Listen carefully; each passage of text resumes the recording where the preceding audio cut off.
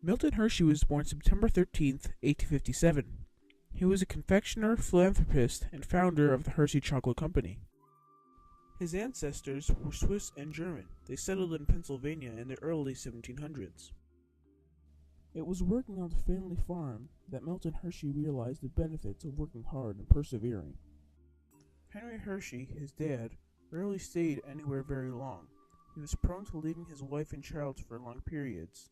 Because of this, Hershey had a very limited education with no schooling after 4th grade. In 1887, Hershey established the Lancaster Caramel Company, which quickly became an outstanding success. Utilizing a caramel recipe he had obtained during his previous travels, his company soared to the top. It was this business that established him as a candy maker and set the stage for future accomplishments. With the money from the 1900 sale of the Caramel Company, Milton got some farmland about 30 miles northwest of Lancaster, near where he was born.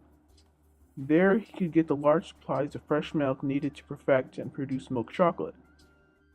Excited by the potential of milk chocolate, which at the time was a luxury product, Hershey was determined to develop a formula for milk chocolate and market and sell it to the public.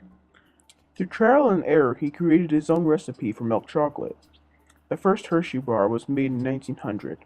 Hershey Kisses were developed in 1907, and the Hershey bar with almonds was introduced in 1908.